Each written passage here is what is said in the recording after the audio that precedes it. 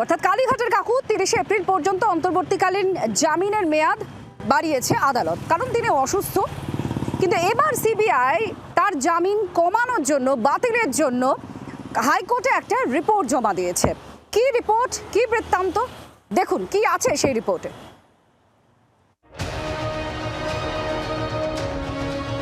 নিয়োগ মামলায় জামিনের মেয়াদ বৃদ্ধির পরেও স্বস্তিতে নেই সুজয় কৃষ্ণ ভদ্র। কেন্দ্রীয় বাহিনীর নজরদারিতে এমনিতে তিনি তিতিবিরক্ত। এবার কালীঘাটের কাকুর জামিন বাতিল করতে কোমর বাঁধল সিবিআই। এক্ষেত্রে এজেন্সির অস্ত্র কাকুর ভিড়মি। শারীরিক অসুস্থতার কারণে সুজয় কৃষ্ণের অন্তর্বর্তী জামিনের মেয়াদ 1 মাসেরও বেশি বাড়িয়েছে কলকাতা হাইকোর্ট। 30 এপ্রিল পর্যন্ত তার জামিনের মেয়াদ বাড়ানো হয়েছে। সেই জামিন বাতিল করতেই আসরে সিবিআই।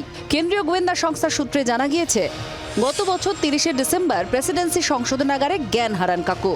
সংশোধনাগারে থাকাকালীন কেন জ্ঞান হারান সুজয় কৃষ্ণ? উত্তর খুঁজতে সুজয় কৃষ্ণের স্বাস্থ্য পরীক্ষা করানো হয়। সেই ল্যাবে টেস্টের রিপোর্ট হাইকোর্টে জমা দিয়েছে সিবিআই। কি রয়েছে সিবিআইয়ের কাছে ওই রিপোর্টে? সূত্রের খবর, স্পষ্ট বলা হচ্ছে যে কাকুর পেটে পয়জন পাওয়া গেছিল। পয়জন কোথা থেকে এলো?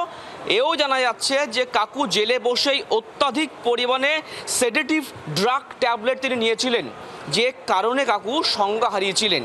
কাকুর কোনো হার্টের সমস্যা নেই, সিবিআই একথা উল্লেখ করছে রিপোর্টে। এর ফলেই প্রশ্ন উঠছে, জেলে বসেই কিভাবে সেডেটিভ ট্যাবলেট পেলেন কাকু? সুতরাং তাদের বক্তব্য এটাই যে অন্তর্বর্তী জামিন দেওয়া হয়েছে যে কারণে বা গ্রাউন্ডকে ভিত্তি করে, সেটা একদমই কিন্তু তার সঙ্গে যায় না। সুতরাং তার জামিন বন্ধ, নাকচ করা হোক বা বাতিল করা হোক, এই মর্মে তারা সিলবন্ধ খামে রিপোর্ট দিয়েছে, এমনটাই সিবিআই সূত্রে খবর। আগামী 21 এপ্রিল এই মামলার পরবর্তী শুনানি। সেদিনই নির্ধারিত হবে কাকুর জামিন ভাগ্য। ক্যামেরায় জয়ন্তের সঙ্গে অনুবাংশুর রিপোর্ট, জি 24 ঘন্টা।